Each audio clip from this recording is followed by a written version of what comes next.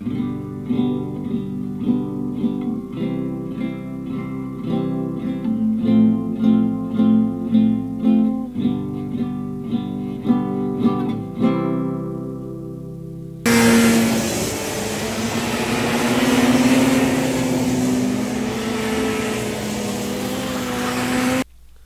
that little clip should give you a clue as to what I'm up to today. I took the highway right by our house, Highway 41, north to Newport, Washington, Old Town, Idaho, and I went east on Highway 2 until I turned onto Highway 57, north in Priest Lake. I drove along the Priest River until I got to Priest Lake, almost to Nordman, which is about 30 miles from the Canadian border. This is the Priest River. It's flowing south right now. You can see the water slowly moving.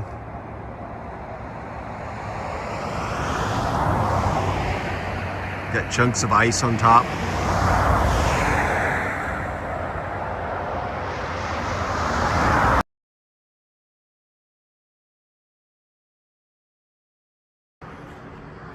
Well, hi everyone. It's Brett with Ida H2O Adventures. And I'm up in Priest Lake, Idaho. It's about, 40 miles from the Canadian border. And today is the second day of the Priest Lake Vintage Snowmobile races. And I'd like you to come along in this adventure with me. So I'm walking with some of the crowd. It's about 11 o'clock. And as I said, this is the second day of the event. And they said it was the maximum amount of people that's ever attended this thing yesterday. And that there should be just as many people here today. So hopefully we'll have a little adventure.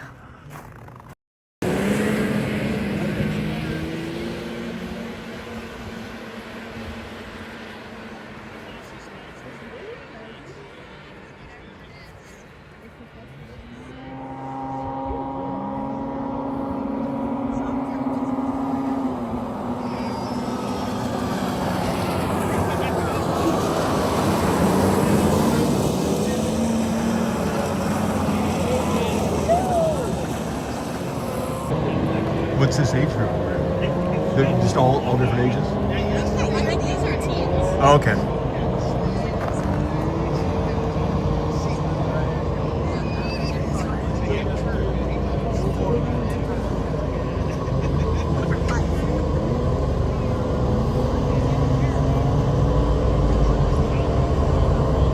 Getting ready for the green flag. There they go.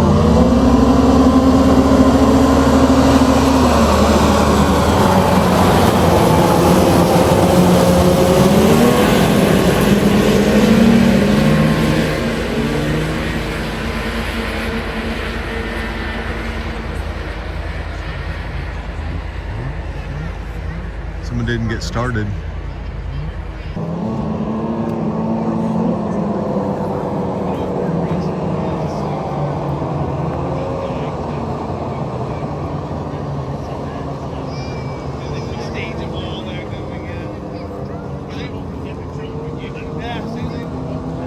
Ready for the green again.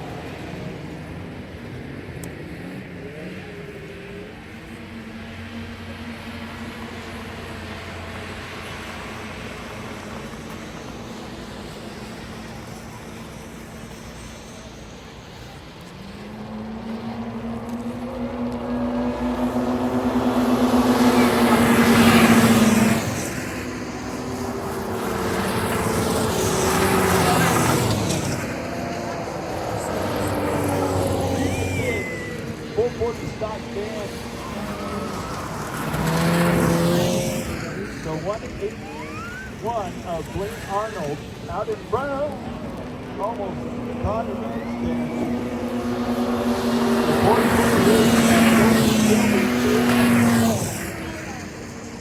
Dayton Popple running in third.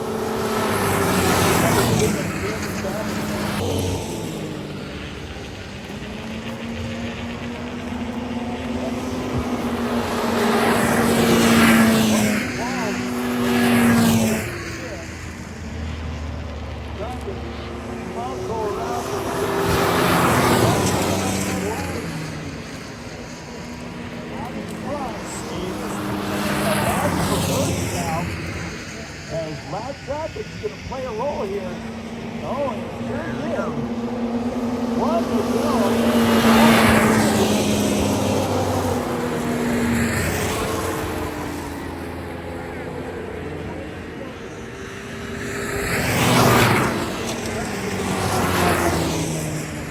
The 181 of Blake Arnold trying to catch up.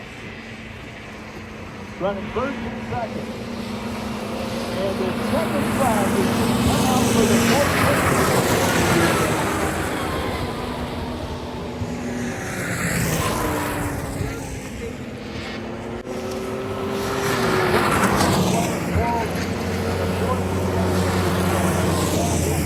Jordan Best trying to get a jump there, but almost went a little too early. Down the back stretch. Looks like the 54 of Ryan Burton. Burton on the number 54 Mercury Snow Twister.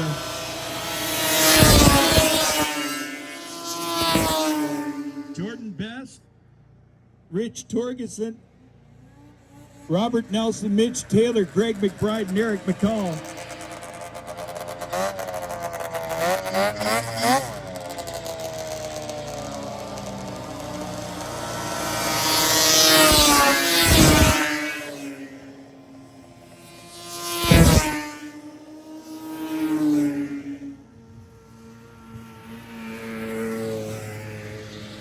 Rich, what happened out there? No brakes.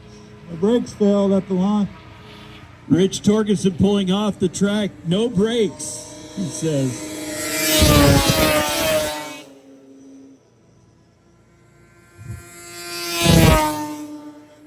Looks like the 191, Greg McBride. There he gets off the track. Good deal. No, man, almost coming up on the ski there. 54 to 040 in the race of the day so far. It's Ryan and Eric McCall battling it out. McCall now screaming down the back stretch. And Eric McCall will now take the white flag. The 51 of Mitch Taylor now getting in front of Ryan Borton. Borton's having vision problems. You can see him reaching for the goggles. Checkered flag is out. The 040 of Eric McCall on the Mercury Snow Twister will take the checkered. Nice. So I'm in the pits. There's some more of the vintage snowmobiles. They got their little setup. They got their grills. They got their fire pits. Really cool thing.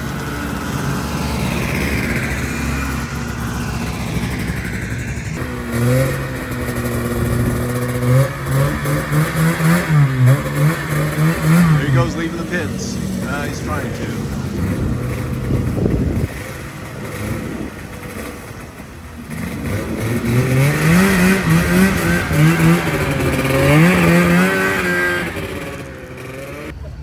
Hi, I'm Brett with Ida H2O Adventures. What's your name? My name's David Brummer. I'm from Post Falls, Idaho. Oh, good deal. Thanks, David. So these are vintage snowmobiles, correct? Yep, I race two 1972 Rups. One's a 340 and one's a 440. And is that CCs? Is that what that represents? Yep. Or okay. Engine displacement. Okay, cool. So two different classes, right? Yep. 74 and old, 1974 and older, fan cooled Cool. classes. Yep. And how long you been doing this? As long as we've been racing up here, so about 10 years maybe. Oh, nice. Yep. Yeah, it's a really cool event. I've raced at every race I've had up here. We started there in Ulan at the in the RV park. We were racing around the picnic table. Wow. Come a long ways. Yeah, so you have two of these. One's the 440 here, Yep. and then the other one over there is the what? It's a 340. 340. They're Okay. identical sleds except the engine displacement is different. Yeah. And is the upkeep, I mean, is it hard to find parts or anything? Or It gets harder and harder. yeah, Especially the older rubs. Yep. Yeah. Because they didn't make a lot of them. So. Yeah. Is there stuff that you can make and put on it, or have fabricated for you? No, not a lot. Okay. Yeah. Well, thank you for spending some time with us, and I hope your head feels better. Thank you, sir. Bye-bye. One thing I've noticed is there's spectators of all ages here. Young children, young teenagers. I was talking to that fellow from Post Falls. He said the news finally picked up on this. And so they had record spectators yesterday. And he said he thinks that might have something to do with it. But yeah, pretty cool deal.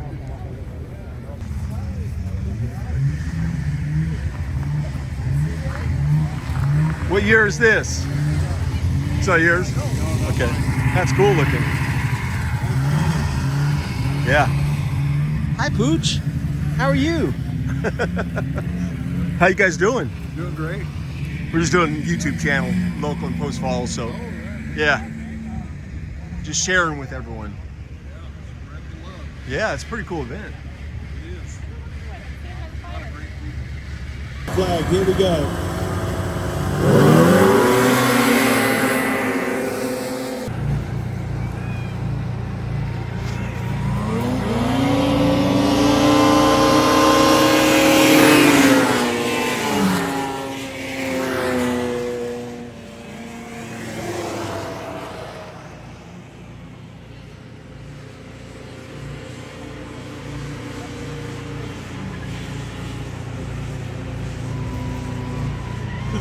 Good race.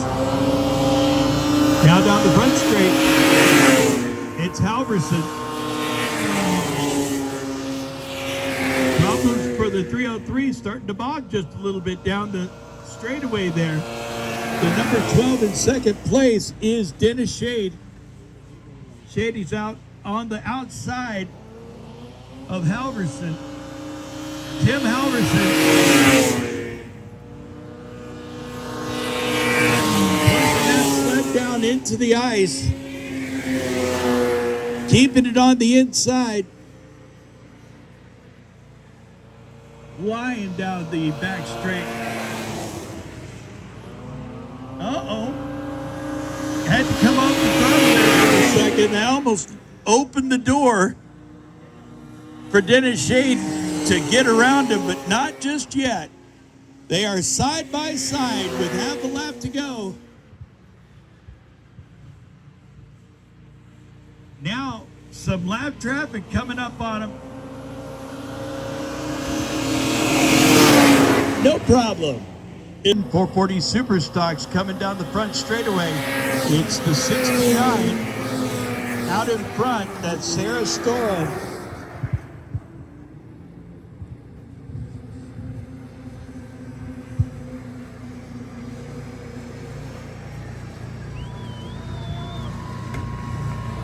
Storo holding on to a slim margin here.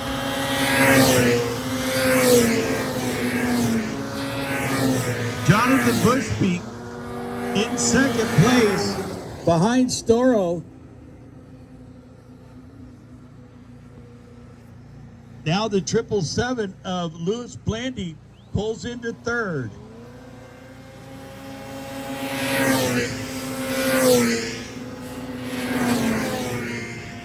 Then you've got the 81 of Evan Taylor in fourth, behind Blandy. White flag's going to come out for Sarah Storo.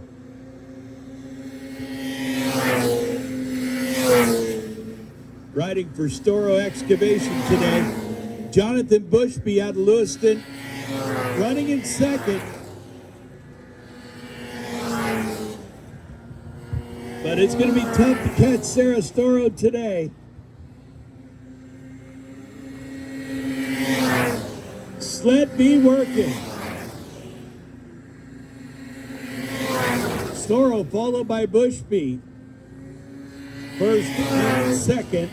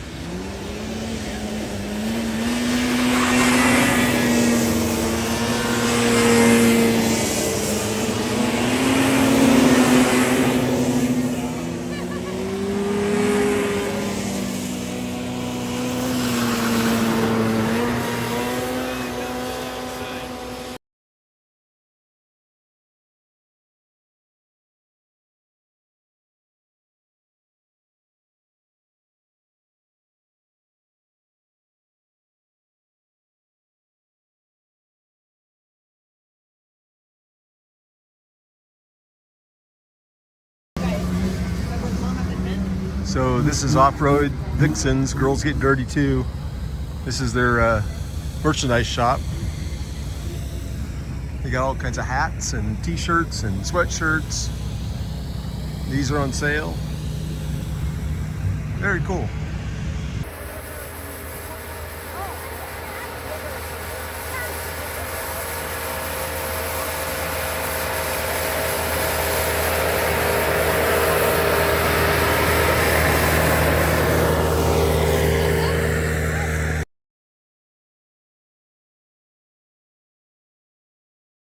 Well, that was a very interesting event.